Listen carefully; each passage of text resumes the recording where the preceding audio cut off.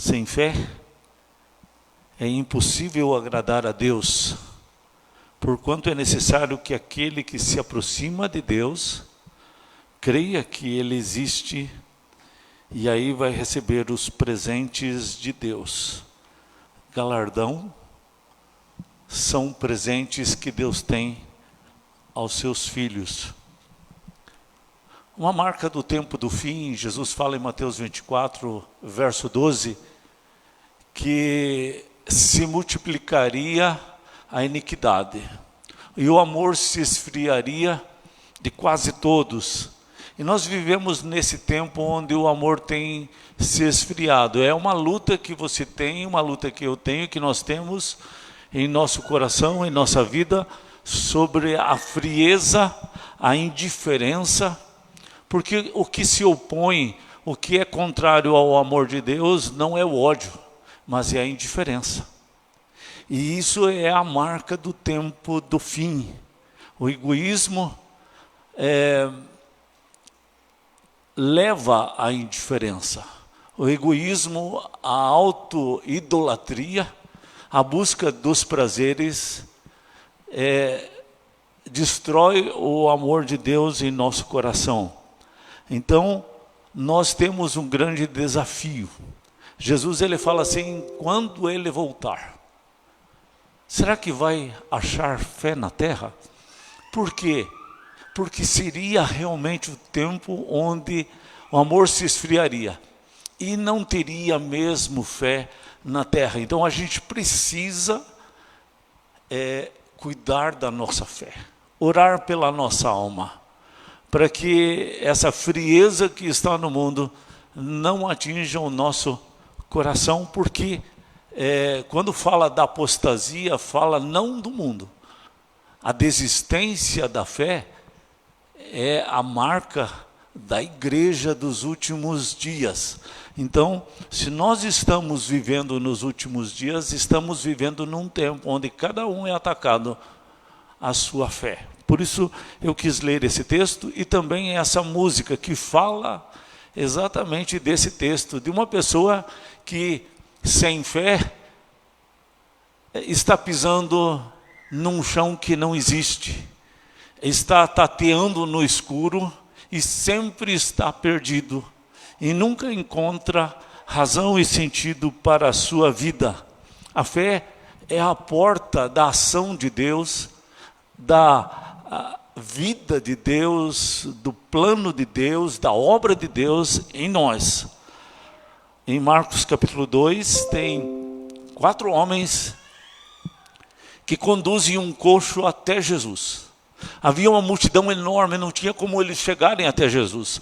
Mas o texto diz assim que eles passaram por cima da casa, descobriram parte do telhado e desceram o coxo até Jesus. Então os obstáculos não foram motivos para eles desistirem.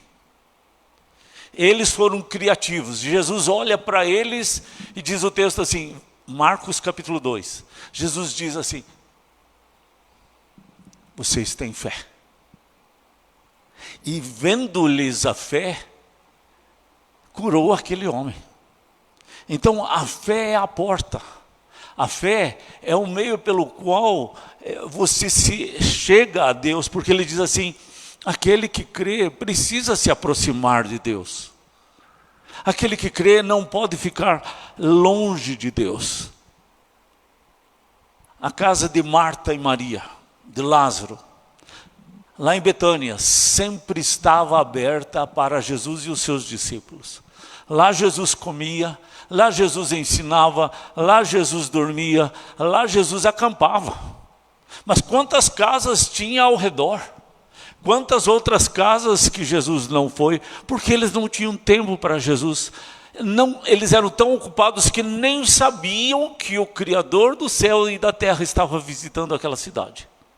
Então quanta gente está perdendo de estar com Jesus? E muitas vezes a pessoa perde a bênção de Jesus por causa das bênçãos de Jesus.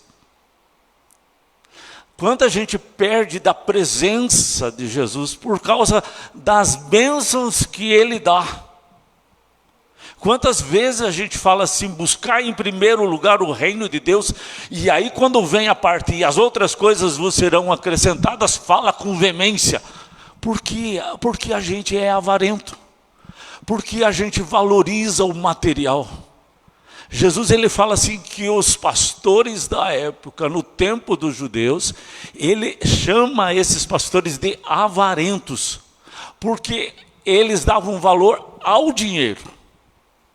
E o coração do homem continua o mesmo, não mudou. A gente continua sendo avarento. Muitas vezes eu me vejo nessa tentação da avareza. Então Deus chama a atenção assim, muitas casas poderiam abrir para Jesus, mas só a casa de Marta, Maria. Jesus ele fala assim, havia muitas viúvas em Jerusalém e no meio do povo de Israel, mas o profeta foi na casa de uma viúva estrangeira, e lá essa viúva foi abençoada. Vocês lembram dessa história? Da viúva lá de Sarepta. Jesus ele está dizendo assim, quantas viúvas da casa de Israel poderiam ser abençoadas, mas aquela foi abençoada. Há uma diferença, e é nesse sentido que eu falo sobre a casa de Maria, Marta e Lázaro. Que a tua casa seja a casa de Maria, Marta e Lázaro, aberta para os discípulos de Jesus, aberta para Jesus. E aí você vai experimentar a direção de Jesus, porque o texto diz assim, Maria que estava aos pés de Jesus, não é a Maria mãe de Jesus. Essa Maria é essa Maria irmã de Marta. Então ela tinha o privilégio de estar aos pés de Jesus, como Marta tinha o privilégio de fazer comida para Jesus, né? Tudo era um privilégio. Se a gente olhar lá para Atos capítulo 8, tem um tal de Simão, ele era mágico. Aí ele viu que os discípulos oravam pelos outros discípulos, e punham as mãos aos outros discípulos, e os outros discípulos iam ficando cheios do Espírito Santo. Aí ele chega para Pedro e diz assim, quanto que vocês precisam para que vocês me deem esse dom? Eu também quero colocar as mãos sobre as pessoas e conceder essa virtude, porque ele tinha a cultura do dinheiro, e que o dinheiro compra tudo, o dinheiro compra a paz, o dinheiro compra a felicidade. Ele tinha essa ideia. E aí Pedro diz, você não percebe, mas o teu coração está cheio de iniquidade, de maldade. Porque quando a gente coloca o coração no dinheiro, ele se torna um demônio, se torna mamon, e é um senhor muito cruel. Não caia nessa armadilha de confiar a tua vida, a tua felicidade, a tua alegria no dinheiro, né? O jovem crente, ele passa por muitas lutas na área sexual. Como arrumar uma namorada, como arrumar um namorado, né? Aqui a gente está tendo o Davi, né? Já está com planos de casamento, o Eduardo, né? Outros planos de casamento, né? Estão todos felizes esses rapazes, né? Mas quantas vezes eu já ouvi moças e rapazes dizendo assim, mas aquele ou aquela que eu gosto, mas aquele é tão bonitinho, né? Me atrai, ele é muito trabalhador, ele é de boa família, mas ele não tem fé, ele não é um homem de Deus, ele não tem compromisso com Jesus, mas ele tem muitas boas referências. ele tem muitas qualidades, e a pessoa cai nessa armadilha. E quantos jovens aqui, Coronel, quantos jovens nas nossas igrejas têm caído nessas ciladas, nessas tentações? A mesma coisa que eu falo nesse sentido assim, a casa de Marta, Maria e Lázaro sempre estava aberta para Jesus. Sempre Deus vai arrumar alguém de fé para você casar. Você não precisa casar com uma pessoa de boa referência, uma pessoa bonitinha, uma pessoa que você se apaixonou, uma pessoa de boa família, mas que não tem compromisso com Jesus. Porque o ideal que tenha esse compromisso com Jesus. Será que vai achar fé na terra? Né? Jesus ele diz assim, pelos frutos se conhece a árvore. Jabuticaba, né? A jabuticabeira vai produzir e muitas vezes ela demora para produzir. Um pé de abóbora produz esse ano mesmo. Plantou esse ano, produz esse ano. Mas jabuticaba, tâmaras dizem que ainda mais tempo. Mas é uma questão de escolha, né? Então, quando falta fé, vazio é o coração, diz a música. Teus passos não têm chão, tateia no escuro, está perdido, está vazio. Eu estava pensando assim, e sempre penso sobre esse assunto, aumenta-se tantos evangélicos no Brasil, mas não diminui a criminalidade na estatística, não diminui os vícios, não diminui os divórcios, os roubos, não diminui isso, esse índice disso, esse índice daquilo. Que fé é essa? Que não modifica índices. Que fé é essa? Que você não vê transformação.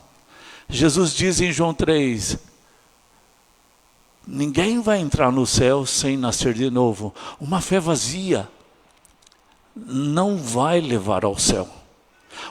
Uma fé que só emociona, ou uma fé intelectual, de show, ou uma fé de autoajuda, não vai entrar no céu. A verdadeira fé é que transforma o coração. Se não há uma transformação, o que aconteceu com essa fé? Um monte de artista, igreja cheia de artistas da fé. Cai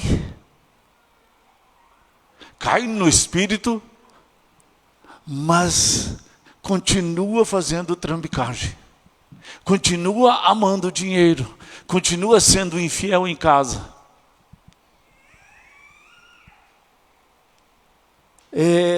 Tem dente de ouro, vocês talvez não viram, eu vi gente crente com dente de ouro, mas vi gente bem carnal com dente de ouro também. Você podia dizer, o que é isso, pastor? São ondas. Já várias ondas entre os cristãos na história apareceu essa questão do dente de ouro. Um dia pode acontecer de novo essa onda, e vocês talvez vão ouvir sobre ela, mas eu já ouvi. Eu já passei por uma onda, e muitos outros crentes em anos passados na história também passou por outra onda de dentes de ouro. Eu lembro de um pastor lá no Turvo, que ele estava revoltado com essa história de dente de ouro. E aí,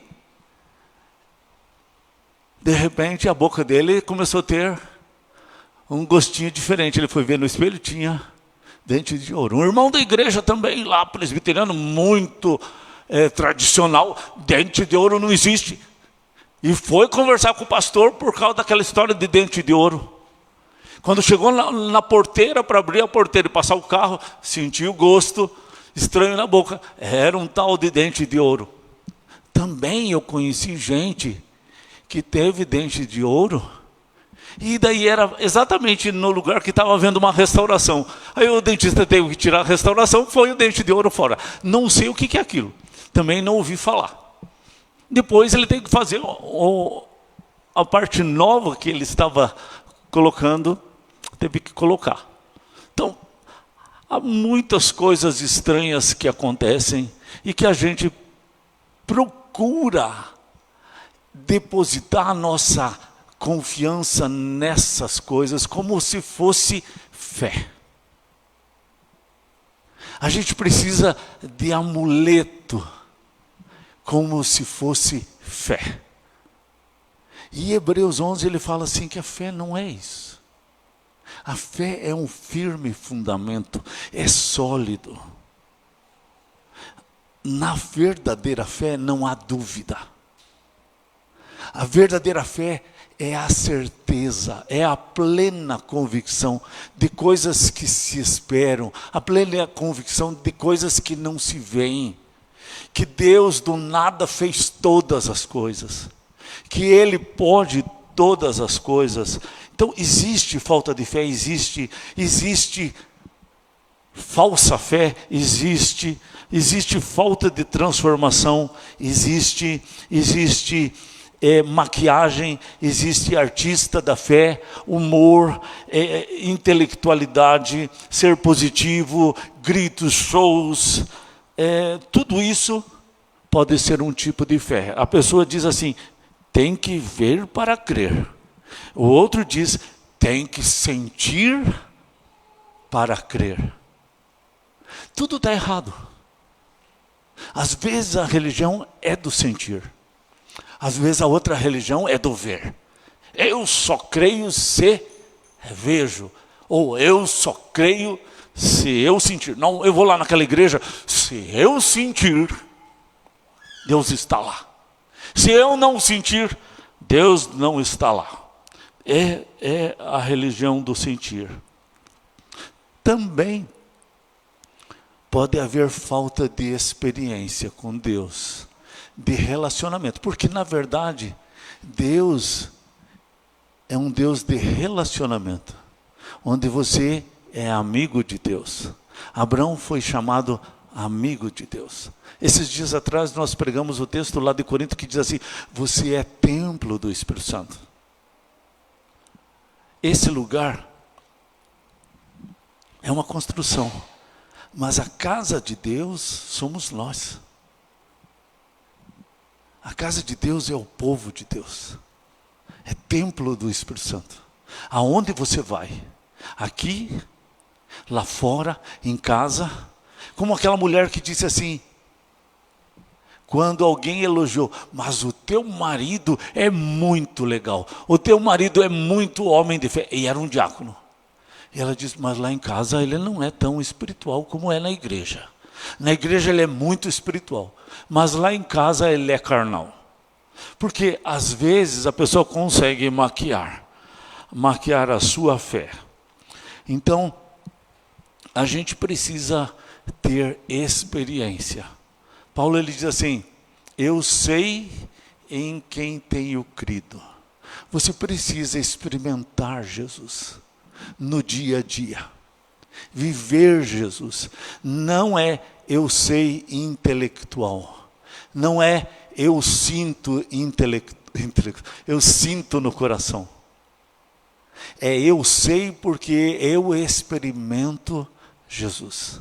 Paulo fala assim, eu sei em quem tenho crido, é porque eu experimentei Jesus na minha vida. Então não é um sentimento e não é também algo intelectual. É mais do que sentimento e mais do que intelecto. É experiência. Fé é uma experiência com o Senhor. É algo que você vive, é o teu dia a dia. Você diz assim, não tem como viver sem Ele. Não posso passar um dia sem Ele, sem estar na presença dEle. É além dos 5 sentimentos que você tem, ou sentidos que você tem, além dos olhos, além do tato, além do olfato, além do paladar, é além. Por quê? Porque haverá momentos que você não vai ter lógica a tua fé. Lá no livro de Atos, quando Deus chama Paulo, ele fala assim: Paulo, eu te escolhi, muito você vai ter que sofrer pelo meu nome. Pense, quando Deus chama uma pessoa como Paulo, a primeira coisa que ele falou para Paulo é: você vai saber o quanto importa sofrer pelo meu nome. Pense, o chamado de uma pessoa, de Deus para essa pessoa, estava relacionado ao sofrimento. Ele seria pregador entre os gentios, ele seria o primeiro pregador aos italianos, aos alemães, a índio, o que fosse, porque até ali o evangelho era só pregado aos judeus. Né? O livro de Romanos é o livro aos judeus em Roma. Agora, Paulo, quando ele está escrevendo, quando ele está pregando a todos, aos italianos também, aos gregos também. Só que quando Deus chamou, lá no livro de Atos, quando Deus chamou, ele não fala sobre isso. Deus fala assim: você vai saber o quanto importa sofrer pelo meu nome. Você já parou para pensar que o chamado de uma pessoa pode incluir sofrimento também? E que a gente sofre com a dor? Saber que você tem um problema, no meu caso, quando eu soube pelos médicos que o meu problema de válvula mitral tinha piorado e que alguns médicos, vários médicos, 5 médicos disseram: você tem que fazer a cirurgia, que é tirar o coração fora para colocar uma nova válvula. Isso dá uma pane, isso dá um susto, mexe com o teu emocional. A nossa fé tem que ir além dessas coisas, além das perdas, além dos danos, além de você saber que a tua vida está contada e que talvez você vai viver 1 ano, 2 anos, 3 anos, e que se vier essa fala de um médico: você tem um problema, você vai viver no máximo 3 anos. E às vezes você tinha um plano de vida maior que 3 anos. Você vai precisar ter fé. A fé fora da lógica, a fé fora da sedução da lógica, de um plano que você fez que o Criador não fez para você, e que a gente precisa debruçar nos braços dele e confiar. Vai ter um tempo que você vai passar por lutas, que você vai dizer assim: não tem como alguém enfrentar isso. Uma dor tão grande, né, que você diz assim: nunca alguém passou uma dor maior que essa. Por que Deus está me deixando passar? Há pessoas que ficam com mágoa de Deus, com ódio de Deus, por causa dessas questões. E Deus está querendo que você não seja uma dessas pessoas magoadas, feridas, chateadas com o Criador. Quantos que eu já pude aconselhar que estavam muito chateados com Deus por ter perdido o pai, por ter perdido alguém, por causa de uma enfermidade. Por que Deus permitiu isso? Por que Deus fez isso na minha vida? Assim como Noemi, na Bíblia, também fez esse tipo de questionamento. Mas há momentos na vida de dor, como o caso de Paulo. Você precisa abastecer a vasilha do teu coração, o vaso do teu coração, desse óleo, desse azeite de Deus, para enfrentar os vales da vida. Isso é necessário, isso é fé. A fé que vem de Deus. Corre é uma mulher que marcou muito a minha vida, o testemunho dela. A família deles, da Corre, guardou os judeus na casa dele. É uma mulher holandesa que guardou os judeus na sua casa. Mas muitos acabaram denunciando, e eles todos foram levados aos campos de concentração da Alemanha. E lá dentro do campo de concentração, corre e dava testemunho de Jesus. E tentava falar para aquelas mulheres. Tem um filme que fala essa parte que eu estou te contando aqui, é Refúgio Secreto, o nome desse filme. E daí fala exatamente essa parte. As mulheres dizendo assim: por que Deus, o teu Deus te ama tanto e deixou você vir parar nesse lugar horrível? Como um Deus de amor deixou você vir para este lugar? Então, há momentos na vida que você vai ter que ter uma fé fora da lógica humana.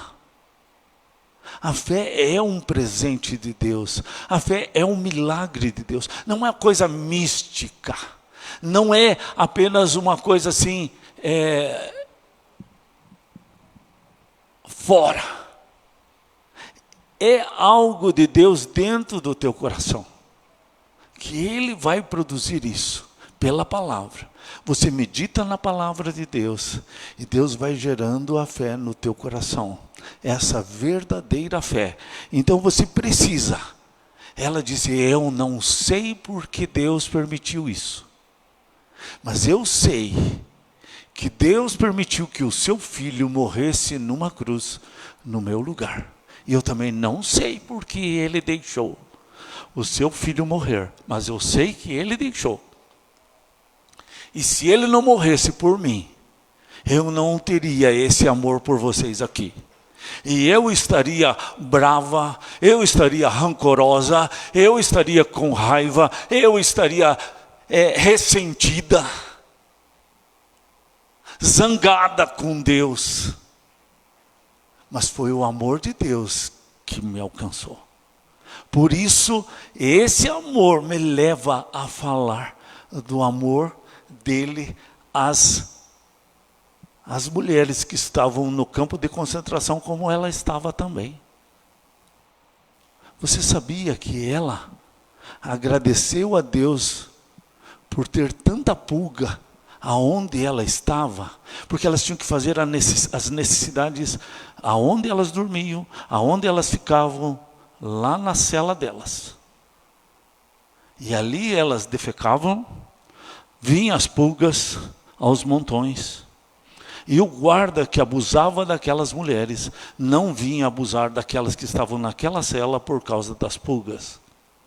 E elas agradeciam a Deus pelas pulgas. Você já parou para pensar que a gente precisa de uma fé além da nossa fé? Que a gente precisa de uma fé que aguente lutas maiores, tentações maiores, que Deus permitiu aos seus filhos na história, e que a gente precisa ter essa fé, né? Então, nesse tempo da guerra de Israel, eu vi vários rabinos falando, e eles falaram, muitos deles falaram assim: você sabia que hoje Israel, grande parte da nação não acredita em Deus? Isso choca a gente, porque a maior parte dos judeus, dos israelitas lá, tem a religião judaica, e eles são contados como da religião judaica, mas não acreditam em Deus.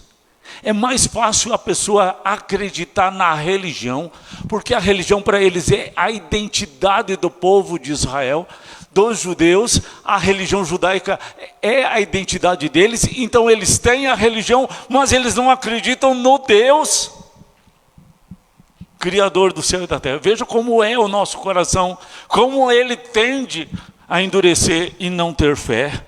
Então veja assim como é incrível isso. Fé. Jesus diz assim: se você não nascer de novo, você não pode entrar no reino de Deus. Fé que não te leva a nascer de novo, não é verdadeira fé. Fé que, se você é tão fiel à igreja, tão fiel aos bons costumes, e você morre e vai estar para sempre longe de Deus, não é verdadeira fé. Porque não te leva a nascer de novo. Jesus disse: eu sou o caminho, a verdade e a vida. Não há outro caminho, não há outra verdade, não há outra vida, senão através de Jesus.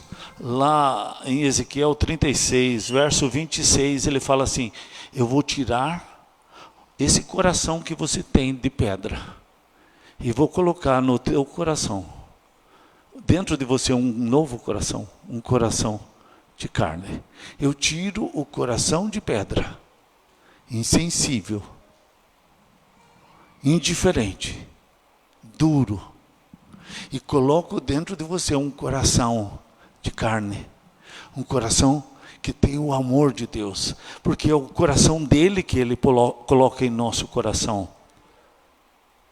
Quando Davi foi perdoado por Deus, no Salmos 40, verso 8, ele diz assim: agrada-me fazer a tua vontade, ó Deus meu. Dentro em meu coração está a tua palavra. Aquele que tem a verdadeira fé, ele tem a gratidão. Ele consegue se arrepender dos seus pecados, ele consegue confessar os seus pecados, se entristecer pelos seus erros, mas ver também a transformação do Senhor na sua vida e ver a gratidão no seu coração. Vamos ver o verso 16 do capítulo 11 de Hebreus, o verso 16, vamos ler juntos? Mas agora aspiram a uma pátria superior, isto é, celestial.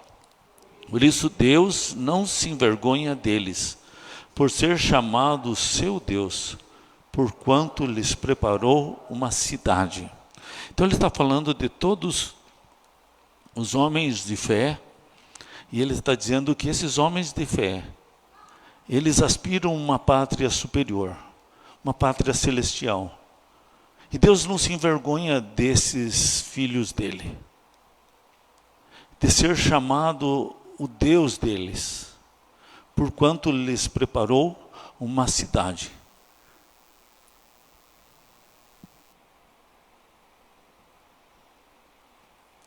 Aquele que tem a fé na religião, somente na religião, aquele que tem a fé nas suas boas obras, como aquele filho que ficou em casa e foi fiel ao seu pai, mas ele não conseguia amar o seu irmão perdido, não tinha lugar no seu coração para o amor, no seu coração só abrigava justiça. O meu irmão matou meu pai, não no sentido de enfiar uma faca, mas no sentido, quero a minha parte da herança, quero aproveitar a minha vida. Aqui nessa casa eu estou desperdiçando a minha juventude. E ele foi com a metade dos bens e viveu uma vida dissoluta. E ele gastou o seu dinheiro com os amigos, festas, prostituição e tudo mais. E o filho que ficou fiel em casa, quando veio de volta aquele filho perdido, arrependido, ele não conseguia perdoar. Prova que o coração endurecido não consegue perdoar. Ele começou a dizer para o pai: pai, mas esse teu filho, ele gastou todo o teu dinheiro com meretrizes. Por que que o senhor perdoa? Por que que o senhor dá festa para ele? Aonde não tem fé, você ainda pode continuar na religião. Você continua exigindo dos outros, cobrando dos outros, colocando uma fita bem justa para os outros, legalista para os outros, mas não consegue amar esses outros, não consegue perdoar esses outros, não consegue lutar por esses outros, como aqueles 4 que deram um jeito de levar o amigo coxo até Jesus. Eles subiram as paredes, foram lá por cima, descobriram a casa e desceram o coxo. A verdadeira fé, ela dá um jeito. Ela passa sufoco. Ela é criativa. E Jesus, olha, vocês são homens de fé. A fé é algo visível na prática da pessoa. A fé, ela é demonstrada, mas é um milagre de Deus no coração. Mas ela mostra muito claro como a pessoa, ela consegue assim, exigir do outro, cobrar do outro, ser legalista para o outro, mas não consegue ver a sua hipocrisia, a sua falta de amor, que não consegue andar uma milha com esse outro, não consegue se compadecer desse outro, não consegue ir atrás desse outro. Não, isso aí, ó, já fez, gastou tanto tempo, podia ter buscado o recurso, não buscou, agora que se dane, né? Podia mesmo, mas não quis, agora pague pelo seu desleixo. E a gente arruma uma desculpa para não cuidar do outro. Por quê? Porque a gente não tem o amor verdadeiro. Esfriou o amor. Mateus 24:12. O amor se esfriará de quase todos. Esse é o testemunho de Jesus, né? Então, os irmãos sabem que ontem eu estava completando mais um ano de vida, e um irmão na fé, e de infância também, lá do Mato Grosso, mandou uma mensagem para mim assim: ei, irmão, tá ficando mais experiente, né? É, porque nem conta a idade, né? Onde que está a Neide aí? Está ali a Neide. A Neide é o meu testemunho da minha idade. Eu sempre passei a conversa na Neide todos esses anos. Já fazem 9 anos que ela desvendou o mistério. 9 anos atrás. Quando foi feita uma festa aqui que eu tinha 50 anos, foi 9 anos atrás. Então você já sabe a minha idade. Ela disse: o pastor tem 50 anos. E ela achava que eu era jovenzinho, que eu devia ter uns 38. Porque por muitos anos, por uns 20 anos no estudo, ela reclamando que a vida era muito difícil, as lutas eram muito grandes, e que tinha essa dor, e que tinha aquela dor, e que tinha isso, e que tinha aquilo. E eu disse: ainda bem que eu não sou velho igual vocês. Eu sempre passei a conversa nela que eu era jovem. O dia que ela descobriu que eu não era tão mais jovem que ela, que eu estava ali pertinho da idade da Neide, daí ela disse assim: é que eu sou uma mulher que sofreu muito na vida. Ela ainda arrumou uma desculpa. Gente, é o espírito da pessoa. Você precisa acordar, né? A Neide dizia assim: não vou mais fazer comida no retiro, eu estou muito velha. Vamos deixar isso para as jovens. Veja, a idade é muito psicológico. Acredite nisso, gente. Acredite nisso. Então, eu pensei assim na palavra desse meu irmão. Irmão na fé. De infância. Estou mesmo ficando mais experiente. Mas o que importa, se essa experiência nos levar à prudência, sabedoria, ajudar vocês, ajudar os irmãos, não caírem em armadilhas, não caírem em enganos de uma fé falsa, de uma vida morna, Porque às vezes você pode ter o contentamento em coisas enganosas. E iludir o coração que está tudo bem, quando não está tudo bem.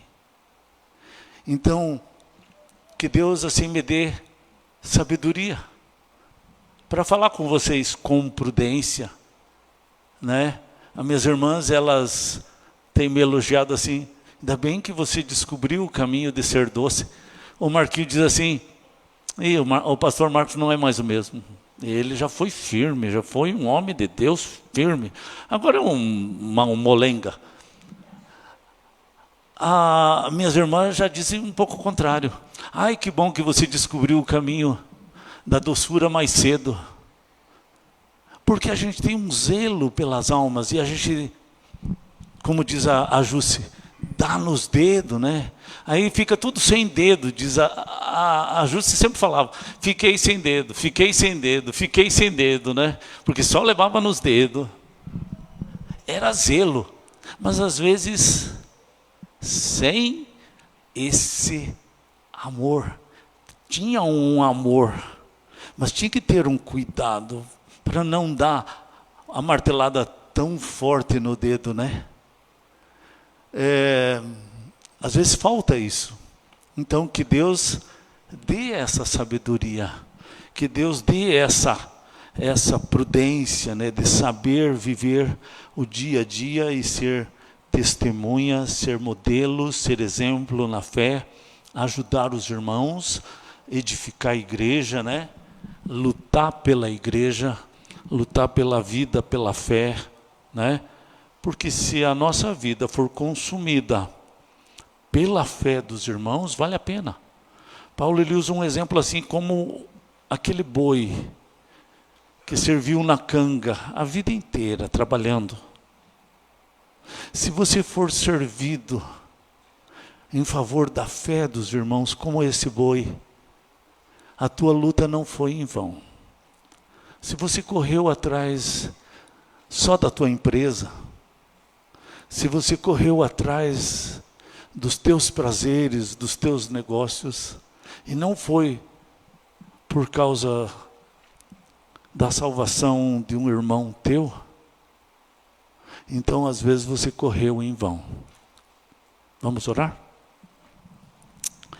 Obrigado, Deus, porque o Senhor nos exorta, o Senhor nos alerta sobre a falta de fé, sobre a falsa fé, a falta de transformação, a falta de mudança em nossa vida, falta de experiência no Senhor, Pai. Nos ajuda na nossa falta de fé, Pai. Perdoa esse pecado, Senhor. Nos ajuda, Senhor, a desenvolvermos a nossa fé em tempos de tanta indiferença, tanta frieza, em tanto tempo assim que tem sido oferecido tanta coisa para as pessoas. O Senhor fala na sua palavra que o homem bom do bom tesouro tira coisas boas e que o homem mau do mau tesouro tira coisas más. O Senhor fala que isso é como se fosse uma rede que é lançada ao mar e quem vê em peixes bons e vê em peixes maus. Mas o homem bom vai saber fazer a escolha daquilo que presta. Assim também, Senhor, nós, quando entramos na internet como homens do Senhor, mulheres do Senhor, jovens do Senhor, saibamos escolher a melhor parte. Quando lemos livros, quando conversamos, nos dê sabedoria para escolhermos a melhor parte, Pai. Porque o homem bom vem do Senhor. O homem bom vem da mensagem da cruz. Vem da transformação que Jesus pode fazer no coração. E só esse homem pode escolher coisas boas. Porque é o Senhor quem torna o nosso coração bom. Nos ajuda, Senhor. Nos transforma. Quebranta o nosso coração. Coloca a tua mão sobre nós, Pai. Enche-nos com o teu Santo Espírito, Pai. Enche-nos da alegria do Senhor, do fervor, do coração que arde pelas coisas do Senhor. Como Marta, Maria e Lázaro, que sempre queriam e tinham as portas abertas para Jesus e os seus discípulos, assim seja o nosso coração, a nossa vida, a nossa casa e tudo que nós temos, Pai. Que esteja aberto para Jesus, para que Jesus esteja nos ensinando e aos pés do Senhor a gente esteja aprendendo, Pai. Eu oro em nome de Jesus. Amém.